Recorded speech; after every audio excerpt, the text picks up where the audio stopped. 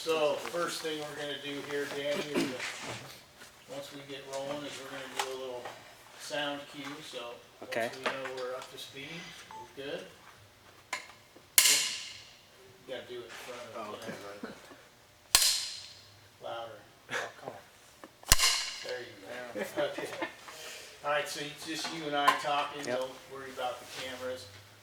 What I always tell everyone is if you mess up or you want to restate something or hey, I want to go back to that, totally fine. Obviously, it's not live television, so Sure. we're good to just go, and it's just me and you having a conversation and talking about this company and all this stuff. So no pressure. So start, if you could, Danny, by telling me, when did you start working here? I started with George Wilson in 1995, so I've been here 25 years. Next year will be 25 years. I was working at the Embassy Suites project in Seaside for another contractor, and I just started my apprenticeship. I was in about 6 months, and I got laid off on the plumbing side. George Wilson didn't have the plumbing on this project. They had the heating and the HVAC. So I got laid off on a Friday, and I got rehired by George Wilson on the same job the following Monday. So basically all I did was change the color of my hard hat from a white hard hat to a red hard hat, and that was my history with George Wilson. Wow, that's Yeah. amazing. Okay, so and tell us what your job description is or was and now is, and what those duties of that job are. Well, when I started, I was an apprentice, so you serve a 5-year apprenticeship through our local hall, which is located in Castroville. So I served that apprenticeship, graduated in 2000 to a journeyman status, building trades journeyman. Then I started running some small jobs for George Wilson, got a truck. I also started teaching at the hall, and they sent me back east to an instructor training program. So while I was running work here, I was also learning how to be an instructor at the hall. So I kind of did both things, and I taught for about 6 or 7 years, graduated from that program. And then in 2005, my predecessor, Kenny Rogers, retired, and I took over as plumbing superintendent. Okay. For So tell them. me, so the teaching side you mentioned, so you're teaching basically, you're teaching them how to do this. Correct.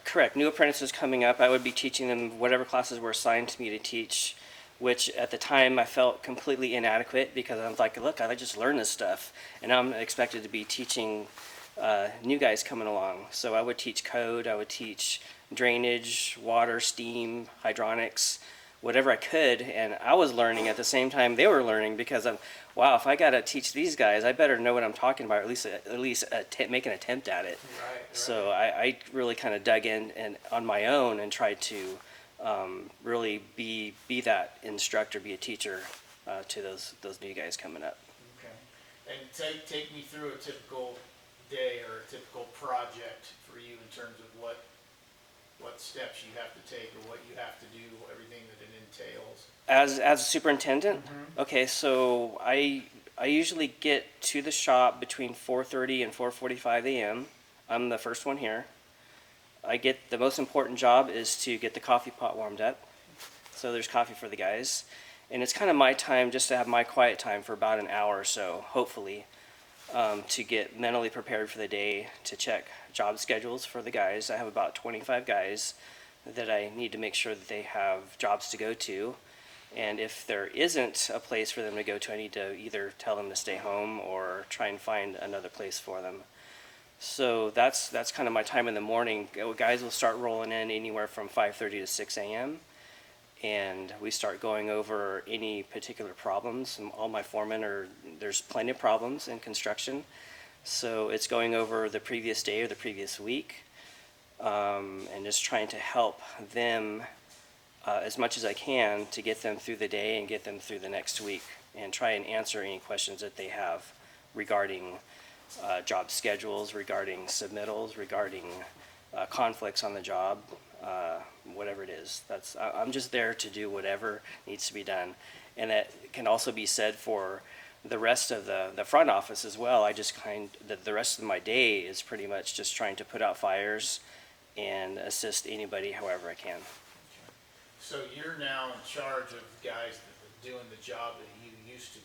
Correct. Yeah, my title as plumbing superintendent is to manage labor. That's my job. So I'm curious how that experience, having been on that side of it, has helped you now be on the other side of it. Do you feel like Sure. that's made you better at your current job, having done? Hopefully, job, yes, yes. I would expect that should know, because I have field experience, so obviously I'm going to be able to identify with the problems that they're going through, and so I have some background and history to be able to guide them, to help them finish their day and finish their job on time and on budget. Tell me about the memories you have of working for Jim. So Jim is a super awesome guy, and I miss him dearly. He, in the earlier years, I didn't have as much contact with him, obviously, because I was in the field, and I would deal more with the project managers, my superintendent, and then Tom and Blue. But he's just a sweet guy, but he also had, I don't want to say a mean streak, but when he wanted something done, it was going to get done. We would go around the shop and tour the trucks, and if he said, I want that truck painted, that truck was getting painted. That truck's dirty, that truck's getting washed, and it's not like tomorrow, it's like right then. I got to find somebody, let's wash this truck, let's get it clean, because Jim said so. So that's what I appreciated about Jim, was he was a straight shooter, and he was very direct. But an honest and a fair guy. And then you mentioned now Tom and Blue. What's it like working for them now? Do you see Jim in them? Yes, I see Jim a lot in Blue. Blue's a very intense guy, and he really has taught, and Jim as well, on how to estimate, because I also would do some kind of part-time project management and estimating as well. And one thing that Blue taught me was how to estimate a job really fast. Yeah, I could spend a week trying to take off a job, and I'd go over the estimate with Blue, and he would have it in his head within 5 minutes, and we'd be pretty close. So that was one thing that I strive to do, is to get, going on a job walk with Jim, for instance, when we would look at a job to bid, we would get back to the truck. He said, okay, so what's your hours? I'm like, what do you mean, what's my hours? He goes, you need to have that done already in your head. How long is this job going to take? I'm like, I have no clue. So I tried to work on that moving forward, and trying to have at least a guesstimate on how long a job would take going on that bid walk. Okay, so that's good. You're learning as you're going from them. Correct. And in terms of just their personality and their leadership style. Yeah, like I said, Blue's very intense. Tom can be intense too. One thing I've learned from Tom is how to communicate. He is an excellent communicator, and he articulates very well. I don't. So that's one thing that I've really looked up to Tom, is whenever I'm either composing an email, writing a letter, or just talking to somebody, I would immediately think, what would Tom say here? Because I really look up to him as far as being professional and getting your point across. And I mean, he's so polite and so fair that I just wanted to emulate that in my career. So what were the early days of working here like, in terms of just the kind of I don't want to say the spirit, but just the culture here, compared to maybe your previous job? Right. Well, before I started with Wilson, I had never had a job for longer than 2 years, ever, no matter what it was. And so being here 25 years says something about this is a good company to work for. It's a family, and that's how I learned to view the company, and that's how the Wilsons were. I know we're a little bit different now that we have been acquired by a much larger company. I see some of that family culture changing. It's not quite the same, doesn't have the same feel as it used to be. So that's one thing that I really appreciated working for this company, is just that family feel. Yeah, so you did, yeah, because obviously it's a family business, but I Right. think that carried over, right? Right, exactly. Yeah. So ACO, you mentioned the merger, so how has that changed it, or have they, you feel like they're trying to kind of allow it to keep its family? Sure. They bought a brand. They didn't buy a company to turn it into ACO. So, and they've said that, and I feel that they're trying to stay true to that, and I hope it stays true, whether it's regards to the color of our trucks, which I heard back when George H. Wilson was around. That's why they chose that colors, because they used to help with the fire brigade, so they wanted to look like a fire truck, and that's what we look like, and that's how we respond. We're a service-oriented company, and it seems like every day it's the fire drill, many times. Yeah, that's good. Um, how much pride do you take in working here? You mentioned this is the job you've held the longest, but what sense of pride do you walk around with representing this company?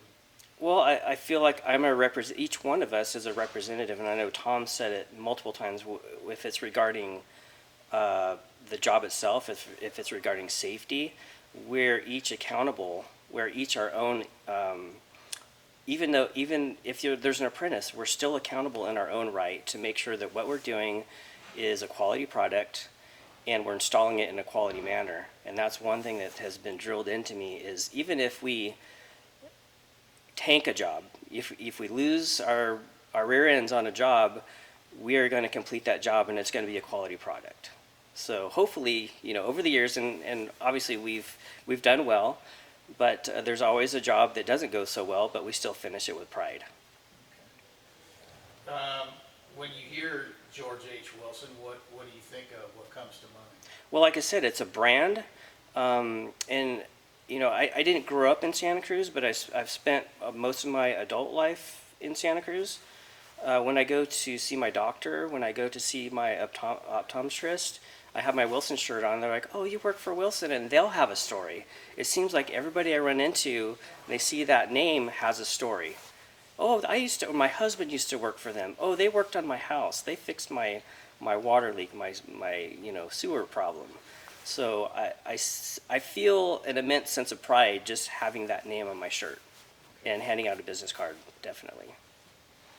And then kind of an extension of that is, how about, what does it mean to just kind of walk around the area or drive or whatever and go past a project that you've been a part of, or you find yourself telling everybody, hey, I built that, or I did that, or I was part of that? Sure. I was just thinking of a job we did at the old Lipton Tea Building, which is now Santa Cruz Nutritionals.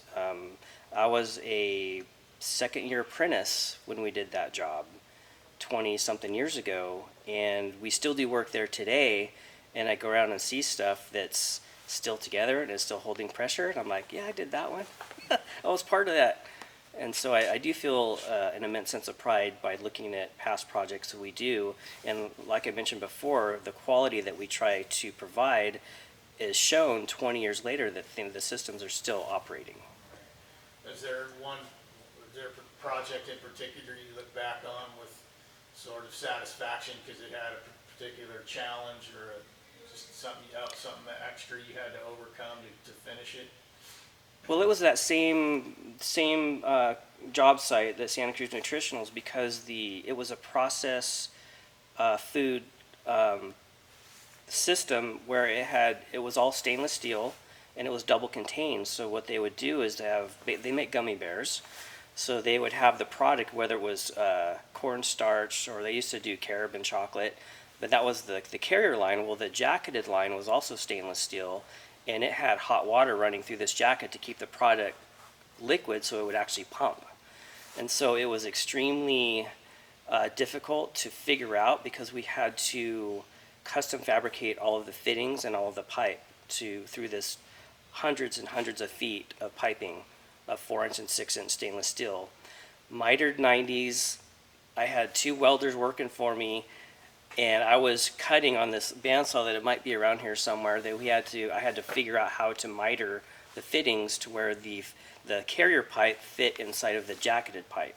So it was jobs like that, and that wasn't the only one, but it was jobs like that you just, when you're done, you just feel like that's awesome. I like doing stuff like that. Do you consider that kind of work or what you did to be a form of art, or do you consider yourself an artist? Sure, I would think so. Yeah, yeah. I mean, I'm not a good freehand artist. I don't draw very good, but I did learn how to draw mechanically, and that's one thing I learned from my predecessor, Kenny Rogers, which was the superintendent before me. Is he really taught me how to draw isometrically to be able to show in a three-dimensional way what a piping configuration should look like. So I learned how to do that. I mean, I took some architectural drafting in the 7th grade. I took mechanical drafting in college, but it wasn't until I came here that I really learned how to draw isometrically in a three-dimensional way. And because of that, I graduated into doing some AutoCAD detailing as well, which you draw in 2D and 3D. I didn't really get to the 3D. I pretty much stuck with 2D. I had a full enough job managing labor, but I did get into that system of drawing where that really intrigued me, and it was fun to do. That's awesome. When you talk about working here, and obviously it's a family business, and you've been here a long time, like you mentioned, what do you value or cherish about just being here for that long, but being around the group that you're around in terms of the relationships you've maybe built with the folks you work with? Right. Well, like I said, we're a family here, and as intense, and there's always personality issues no matter where you go. It's how you deal with them. But I feel like each one of the people that work here is a family member, and I've heard that from the Wilsons to me, said, "Hey, you're family too." So it's just like it feels really good when you hear that from them. So I just like that. I like that feeling that when you go to work, that people actually care about what you do and they care about you, and I care about them the same way. You're definitely not a number when you work here. So you have some friendships, I imagine. Sure. Having worked here, but you still probably with some folks that maybe aren't working here anymore. Correct. There's been a lot of people that's run through this company, and there's a lot of them that I still keep in contact with. And there's a lot of people. And like I said, when they see the shirt, there'll be a total stranger comes up and says, "Oh yeah, you know this guy, you know that guy. I worked for him, or that was my foreman." And there's a story, and they would tell me about that story. So yeah, it's a great history to be a part of. Any funny or crazy stories you'd like to share about just either work-related stuff or maybe non-work related in terms of, I've heard stories about some of the company picnics and parties and boat races and all these different things. I don't know if you have any. Well, we used to have we used to rent the boardwalk out for Christmas parties, and that was a really fun part of being part of this company. And I think that stopped about maybe 10 years ago. But for a few years, we would rent half the boardwalk, and we would get to ride the Giant Dipper, the bumper cars. And I heard that they would turn up the bumper cars for us for that night. I don't think they would let us do that these days. But that was definitely a fun part of being here, was those company parties that we had. Okay, so those have a good Yeah. sort of memory, good place in your heart. Yes. All that stuff. What are you most proud of? I'm most proud of the opportunity that they've given me. It's felt like things just kind of fell into my lap, and I've been very fortunate that, being an apprentice, being a journeyman, being a foreman, being an instructor, and then being a superintendent. I didn't really have to interview for those jobs. My interview was my work history. And so I've been really fortunate that when it was the right time that I was approached, say, "Hey, we need you to be in this position now." And I remember when my previous superintendent asked me if I wanted to take his job because he was retiring. I said, "I don't want it. I don't want all your headaches. I don't want to do all this stuff." And I remember him telling me, "Well, Danny, sometimes you have to do things you don't want to do." Basically, he was making me do it, whether I wanted to or not. And I accepted it. That's awesome. So when you hear George H. Wilson, what do you think of? I think of a brand. I think of a family. I think of something that I've been proud to be a part of. And I hope for that to continue with ACO, and I have a good feeling that it is. And there's even more opportunities because of this merger that's happened that I'm just looking forward to what's going to be happening in the next 5 to 10 years. And hopefully, if they still want me around for that long. That was my next question, is Right. what do you see for the future in terms of this is a place you want to retire, and this is kind of where you see Oh, yourself? yes. Yeah, I don't plan on going anywhere else. I could retire. I'm 50 years old. That's why I have this beard. Because if I shave this beard, you'd be asking me if you came to my house where my dad was. I have the baby face. So I could retire in 5 years at 55 with a full pension. But we'll see what the future holds. But I have no problem thinking about being here another 10 or even 15 more years. And I'm really excited about the opportunities and the future that this new company holds. And I'm also hoping that we're able to keep this name and this kind of family feel to it. And I think we will, just because of our geographic location. We're not part of that Silicon Valley feel. I think because of where we're located, that we're going to continue to operate largely how we have been. Okay. And one of the things we're touching on in this documentary is kind of the role of the union. Mhm. And I'm curious your perspective on that in terms of what's attractive about being in the union, what advantages is there to being in the union, what, not only for maybe you personally, but for the company in terms of attracting workers and keeping guys here for long periods of time because of what the union does. Well, the attractiveness for me was the education. I got on-the-job training. I didn't have to go graduate from college and then try to hope to land a job at some company somewhere. It was pretty much guaranteed. If I got in the program, I have a job and I have benefits. And that was huge for me at the time. And just the opportunities for growth. As a superintendent, it's easier for me, if I need extra labor, I call our business manager and I said I need 5 guys, and I know for the most part I'm going to get what I ask for.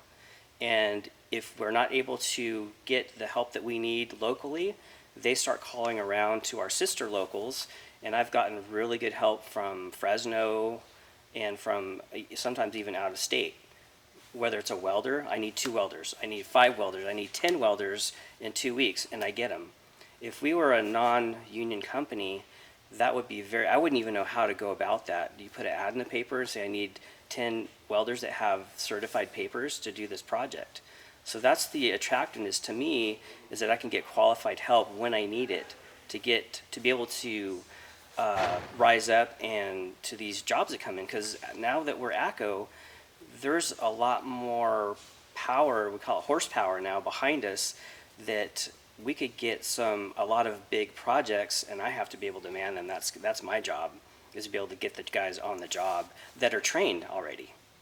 So that's what I like about being in the union, is the ability for, as an apprentice and journeyman, to get the training, and as looking back from the other direction as a superintendent, to receive that labor that has the training. We talked to Matt earlier today, and he was talking about the effect that the market crash and the housing crisis, all that stuff in 2008 and 2009. I'm curious your memories of that time here in terms of what it sort of did to the psyche of the company and coming to work and hey, there's no work. Correct. It was a dark time. We got through it, but I remember we had to drop Fridays. We were working part-time. Everybody was doing it. We were doing what we could. But even though that new construction, some of that stuff really kind of just stopped for a long time, our service department is what, in my mind, kept us going, because you never stop having water leaks. You never stop having sewer emergencies. You never stop having those types of issues. And that's a huge part of our company, is our service department. And a lot of larger contractors don't have or don't perform the type of work that we do. We can do the commercial, the big stuff, and we can do the small stuff. So that's what kind of, in my mind, kept us going. And what keeps us going, and typically in wintertime, construction slows down anyway, and so I go right to the service department and say, hey, what do you got? And let's start kind of ramping up that and keeping the guys working. So how stressful was that time for you? It's Like you said, any. you're taking Fridays off, you're having to Yeah. juggle schedules. It seems it's either feast or famine, and I really take it personally when there's 2 or 3 or 4 or 5 guys that are standing in front of my office with nowhere to go, and you got to send them home, and sometimes you have to lay them off, and that's the worst part of my job is letting somebody go, and that's what I do, and it didn't just happen then, it happens all the time. You get a job, you complete it. If you don't have a place for somebody, then that's the I don't want to be yeah. I don't want to sound mean or anything, but that's the beauty of the hall is that you send them back to the hall, they sign in, and then they go out on another job somewhere else. So that's kind of there's this kind of buffer. The union hall is a buffer. So when we don't have work, they go back there and they can go out somewhere else. Is there anything else you'd like to add, or you want people to know who are going to see this documentary that you want them to know about George H.? I've had a blast for this ride that I've been on for 25 years. I can't believe it's been this long. I've seen a lot of things come and go through the shop. I couldn't have been more blessed than I am to have been brought up through this company, and they've had enough faith in me to keep giving me more and more responsibility. And I've heard one of my other mentors joke to me, said, hey, I'm just faking it like you are, or something like that, like, hey, they haven't caught on yet. So if they haven't caught on yet, I'm going to keep showing up in the morning until they tell me to stop. So I just really appreciate the work they've given me, and hopefully I've been able to do a good job for them. Awesome. Thank you, Danny. Appreciate it. Thank you. Okay, good. Okay. All right, All right. you're out of here, All huh? right, thank you, sir.